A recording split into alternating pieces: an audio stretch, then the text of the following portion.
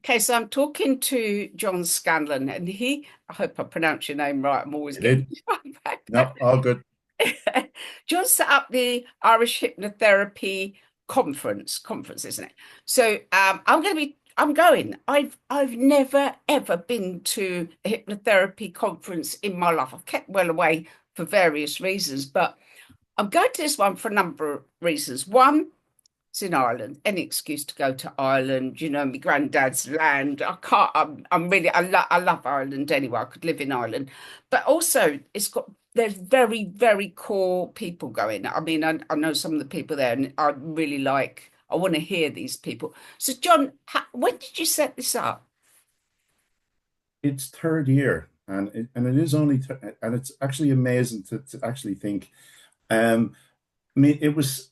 I remember I was sitting in London in 2022, and at the UK convention, or yeah, convention, and it was like, why don't we have one of these at home?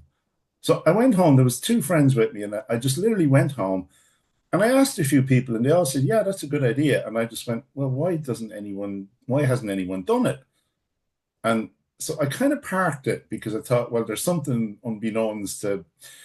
And then I was actually at an event in January 23, and Freddie Jackman was at it. So I just asked Freddie, and Freddie went, "Yeah, I'll be there."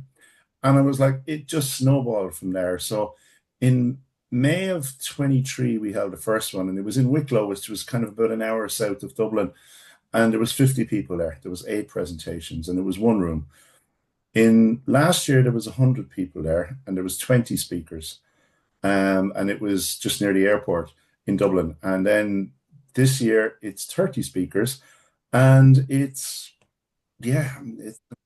twice what it was last year as well. It's just amazing. The demand for it has kind of just blown my mind, to be honest with you. Um, but I mean, I set it up because hypnotherapy in Ireland was very disconnected. I mean, I'm a qualified hypnotherapist and I've been practicing, part-time initially, but since 2017. And it was very disconnected. I didn't know many hypnotherapists. I didn't necessarily see a lot of connections anywhere.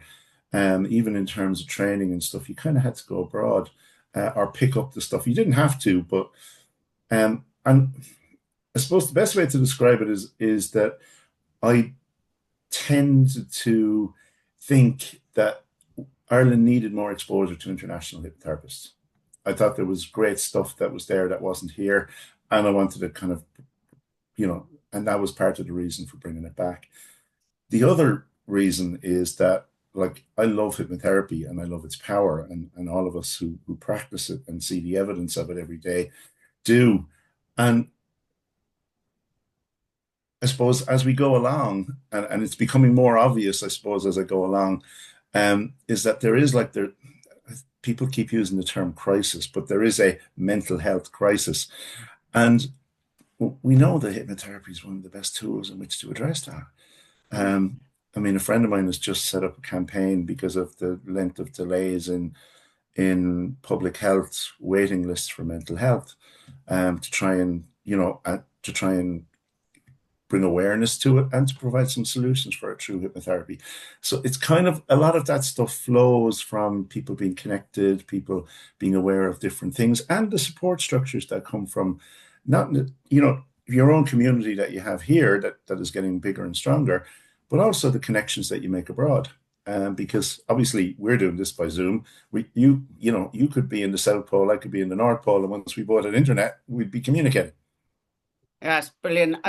And you're right about the crisis. I was contacted by, I love these synchronicities that happen. And I had this guy contact me, and he was right up to, where was he? Inverness. And he Hmm. contacted me and said, could we have a conversation? Because there's so many young people committing suicide. And it's bottom line, he said in Ireland and in Scotland. And the weird thing is, I've never been there before. A week later, I was going to be one street from him. It was one of them. amazing things where Wonderful. we met up. It was just such synchronicity. So we met up, and he's actually come and done some of my training since. Great, great guy, really, really good guy.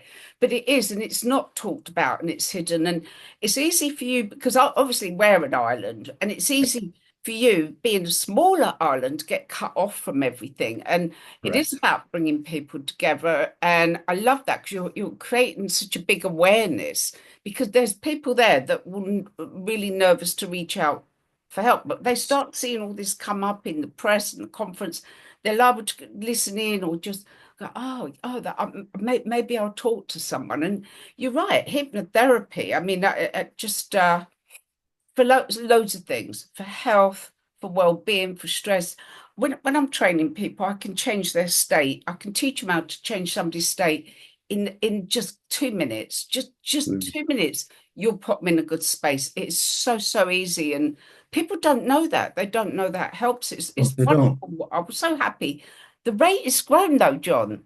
It's phenomenal. I mean, it literally it's blown me away, Yeah, and it's something that I'm really proud of. I'm really proud because of its ability to help.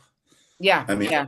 one of the primary objectives of there are four objectives that I set for the conference, which were to teach, to engage, to learn, to Mm, educate in whatever form, to connect people, to build a community, but also to then the last step. All of those were, if you like, to expand the reach of hypnotherapy. So you've more empowered hypnotherapists who are helping more people, who more people are seeing the yeah. benefit from, and then they're starting to come. So it's kind of like it's a win-win for everybody because therapists feel better because they're helping more people, their businesses are doing And well, you're not so but alone. Yeah, I love what you're saying with they're connection. not so alone. It's a That's lonely key. business. It's a lonely. We're all have to. We're on our own. We've got to make our own decisions. I often say I have to make every decision on my own. I haven't got, I do have assistants, but geez, the business is yours. And to be around other people that go, oh, I've had that with a client. This is what I do. Oh, just to have them conversations, somebody you can reach out to and say, what do you do about this? Or how would you handle that is just so Absolutely. good. Absolutely. And the other side of it is that conferences and even, the events that we would organize, particularly in Ireland, where people are in person, they build connections, which then allow those conversations to be easier because there's trust.